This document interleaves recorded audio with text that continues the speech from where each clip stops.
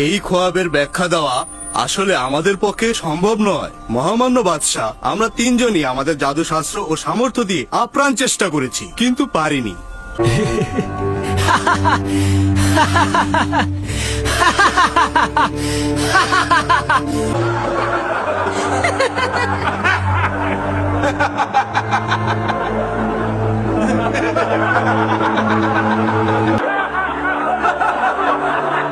আচ্ছা ইউজারশিপ, এবার তুমি বলো।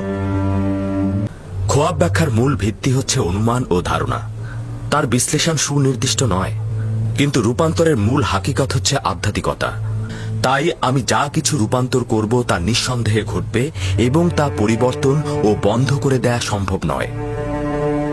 এগুলো যা বলছো অতিরিক্ত বাড়াবাড়ি ছাড়া কিছুই নয়। প্রমাণ করা তো দূরের কথা, তুমি কিছুই পারবে না। জনাব অজ্ঞামোহর যদি সম্মত হন, তাহলে পরস্পর সমঝোতার ভিত্তিতে খোয়াবের রূপান্তর করব।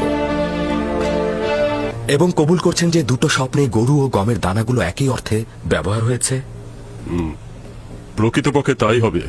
তাহলে কি সবুজ ও হুষ্টপুষ্ট প্রচুর পরিমাণ ফসলের নিশানা নয়, আর মৃত ও নিস্তেজ এবং শুকনো রোগা দুর্ভিক্ষের নিশানা নয়? ভিন্ন কোনো ব্যাখ্যা জেহেনে আসছে না। তাহলে কি আমরা সিদ্ধান্ত গ্রহণ করতে পারি না যে মিশরে 7 বছর প্রচুর ফসল উৎপাদিত হবে এবং পরের 7 বছর শুষ্ক মৌসুম ও দুর্ভিক্ষ বিরাজ করবে?